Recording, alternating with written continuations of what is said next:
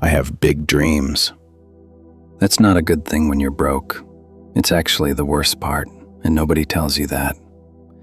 People think being broke is about the money, the declined card, the bills, the account you don't want to look at. That stuff is bad, that you get used to it. You build a system, you learn the tricks, you make it work.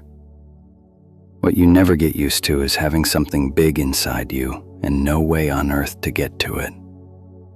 I'm 31. I work at a distribution warehouse, 410s plus whatever overtime I can get. I'm not stupid and I'm not lazy. And I've got things in me, real things, plans, ideas I've had for years that I know would work. And they're just sitting there, have been sitting there, getting older with me. That's the part that actually hurts, not the money, the wanting. Because if I didn't want anything, this would be fine, honestly. Guys I work with are happy. They clock in, clock out, watch the game. And I'm not saying that to be smug, I mean it. That's peace, and I envy it. If I could turn it off, I would, but I can't. So every day I go do the work and come home and the thing is still in me, still awake, with nowhere to go. That's what nobody tells you about being broke. It's not just poor. It's poor with an engine running that you can't put in gear. Let me show you where my hours actually go, because this is the part people don't do the math on. I work 410s, 6 to 4:30. Add the drive, that's about 11 hours a day gone. I usually take Saturdays too, sometimes Sundays if it's there, because overtime is time and a half, and time and a half is the only reason my account survives the month. So take a week, 168 hours. Work and commute takes about 55. Sleep, and I mean actual sleep, 7 hours if I'm lucky, that's another 49. Now I'm at 64 left. Then it's the rest of it, groceries, laundry, the stuff at my apartment that breaks, getting the oil changed, sitting at the pharmacy, the hour after a shift where I physically cannot do anything except sit. And if you've done manual work, you know that hour. It's not laziness. Your body just files a complaint and you have to pay it. What's actually left is maybe 8-10 hours a week, scattered. 20 minutes here, an hour there, always at the end of something, always when I'm already used up. And that's what I'm supposed to build a different life out of. 10 tired hours a week. That's not me making excuses. Give me a whiteboard, I'll show you the numbers. There's nothing in there to cut. I don't drink. I don't have a girlfriend right now. I don't play video games. I'm not scrolling 6 hours a day. The week is just eaten before it starts. Every hour I have is already sold.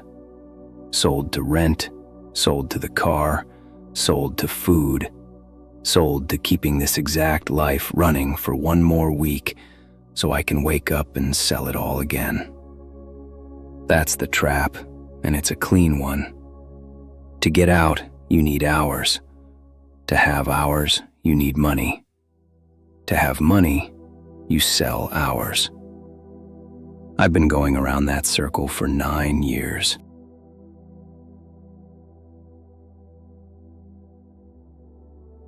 I want you to know what I actually want, because I think people picture something ridiculous. I don't want to be famous. I don't want a Lamborghini. I want to build something that's mine. That's it. I want to run a shop, mobile repair to start, my own truck, my own tools, my own customers. And I know that business. I've done it in driveways for years, and I'm good at it. From there, hire a guy, then 2, then have a bay somewhere with my name on the sign. And I know how that sounds. Guy at the warehouse thinks he's going to build an empire. But that's not a fantasy. That's just a plan. And it's a plan I could actually execute. I've priced it. I know the equipment. I know the insurance. I know what the licenses cost. I know the number I'd need to start clean, and it's not $1 million. It's about 11 grand. $11,000 stands between the life I have and the life I've wanted since I was 22. And I could get 11 grand. That's what makes it worse. If I could work my job and put away $400 a month, I'd be there in 2 years. Except there's never 400, because the tires, the tooth, the deposit, the thing that always happens. There's never a clean 2 years. So I sit at 31 with a plan I could run tomorrow and no way to reach the starting line. Nobody tells you that being broke isn't about not knowing what to do. Half of us know exactly what to do. We just can't get to the part where you get to start. There's a guy I grew up with, same street, 3 houses down. His name's Danny, and he owns a landscaping company now. 3 trucks, 6 guys, and he's doing very well. We started identical. Same school, same nothing. Both of us mowing lawns at 15 for beer money we were too young to buy. Here's the whole difference between us, and I've thought about this more than is healthy. When Danny was 24, his mom let him move into her basement. No rent, no bills, for about 8 months. That's it. That's the entire difference. With those 8 months, he bought a used mower rig, worked days, built a customer list at night, and by the time he moved out, he had enough regulars to go full-time. He didn't get lucky, and he didn't get handed money. He got handed room. 8 months where the meter wasn't running. I didn't have that. My mom was in a 2-bedroom with my sister and her kid. There was no basement. There was no 8 months. There has never been 1 month in my adult life where the meter wasn't running. And that's the thing about being broke that nobody puts in a book. It's not that you can't work hard. Everyone I know works hard. It's that you can't ever stop working, even for a season, even for a stretch. And building something new requires exactly that. It requires a gap. Danny got a gap. I never got one. Same street, same hands, 8 months. And I need to say this clearly because I know how the last part sounded. I'm happy for Danny. Genuinely, no asterisk. He's a good guy. He worked like a dog for what he has, and he still does.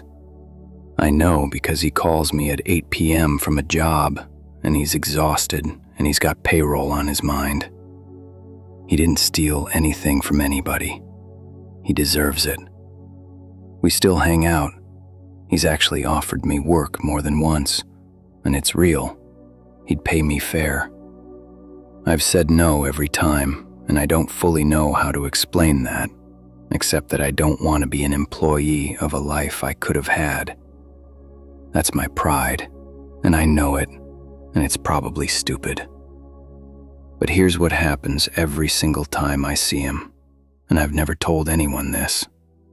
I'll be driving home from his place, feeling good, and somewhere on the highway it starts. Not jealousy, something worse. It's the arithmetic. 8 months, that's all it was. Not talent, not brains, not work ethic. 8 months of somebody else's basement, at the right age and the right side of a coin I never got to flip. And I sit at that red light and think, I'm not behind because I'm worse. I'm behind because nobody had a room. That's a hard thing to carry because there's nobody to be mad at. Not him, not my mom, who did everything she could with what she had. Not even really me. Just the math. And you can't argue with math, and you can't be mad at it either. You just drive home. 9 years. I want you to sit with that number for a second, because I have.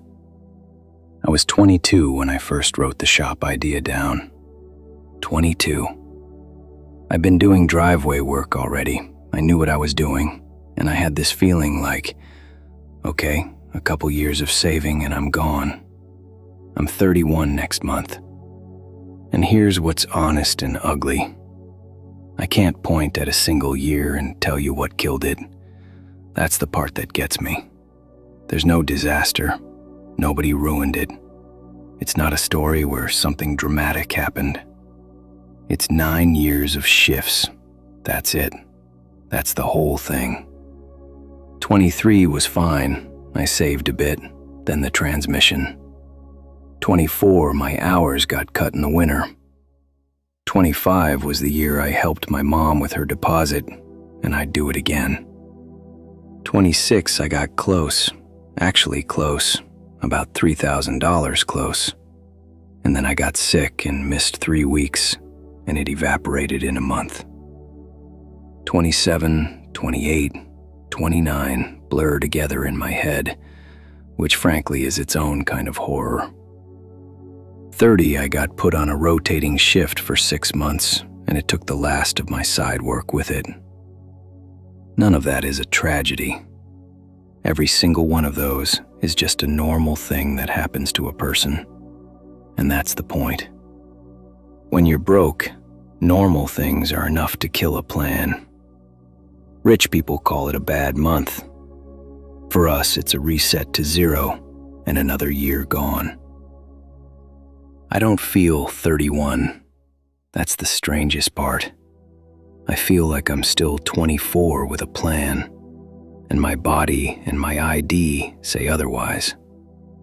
9 years of being right about what I could do, and never once getting to prove it. I've tried. I want that on the record, because I know how this reads from the outside.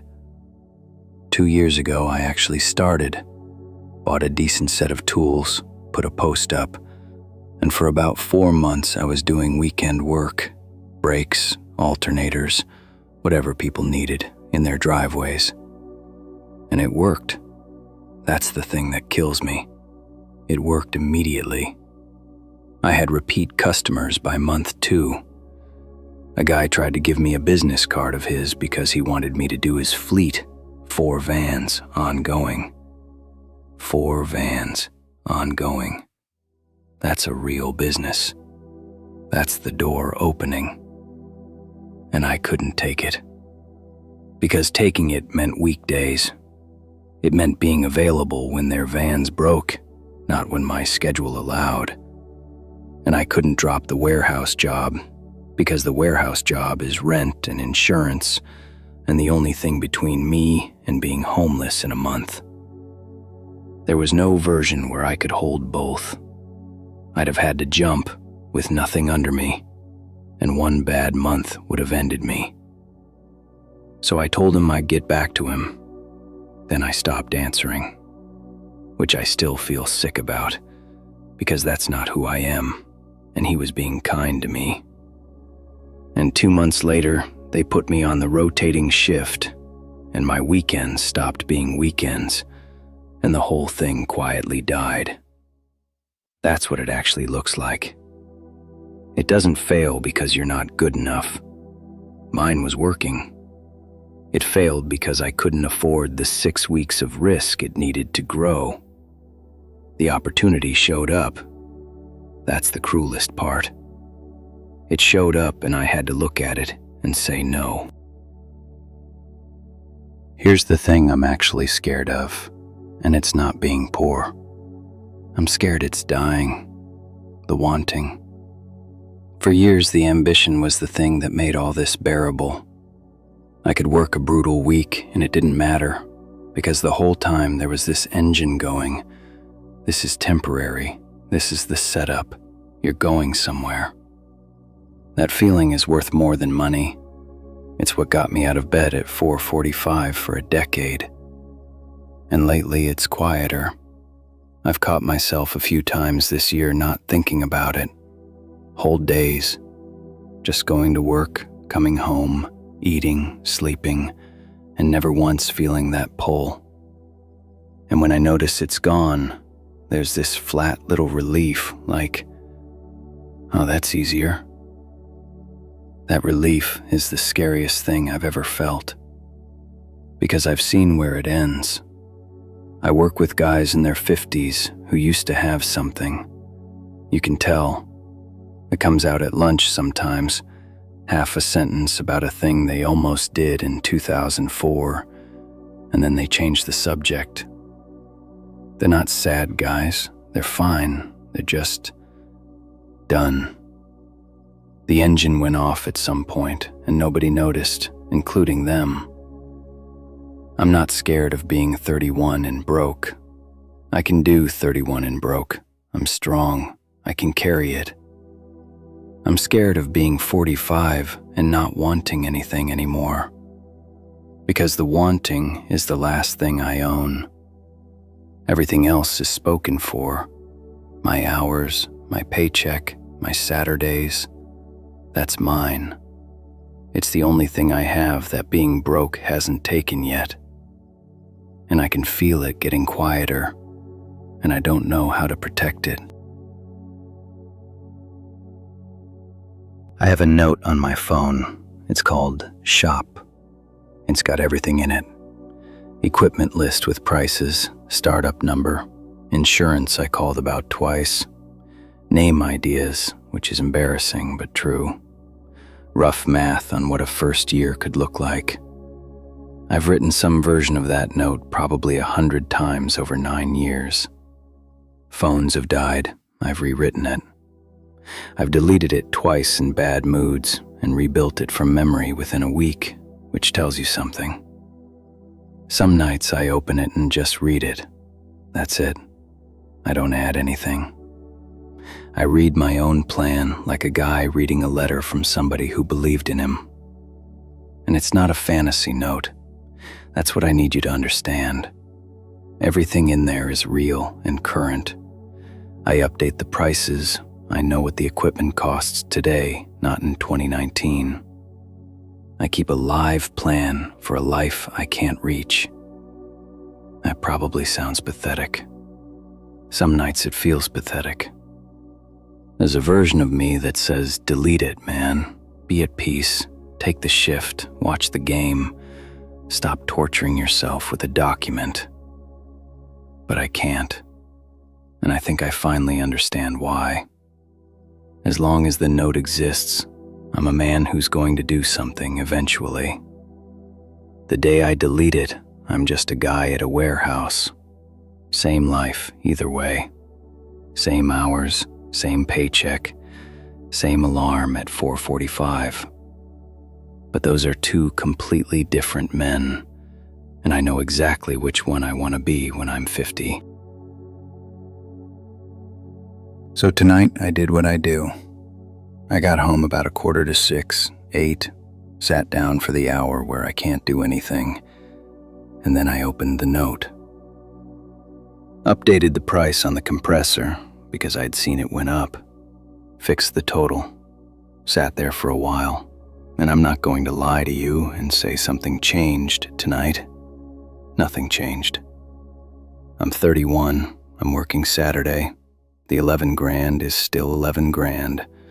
And next year is probably going to look a whole lot like this one. I'm not writing this for advice, either. I know what people would say. Wake up earlier. I'm up at 4:45. Cut your spending. There's nothing to cut. Just take the leap. I've got no one under me if I fall. And this apartment is the only thing I've got. I typed all this out because I wanted one person to know it's in here. That there's a guy at a warehouse in the middle of nowhere who has a real plan, and it's good. And it's been good for 9 years, and he still can't get to it. That being broke isn't just an empty account. It's having something big in you with no room to put it down and no way to lift it. But I updated the compressor price tonight. 9 years in, I'm still updating the prices. I think that has to count for something.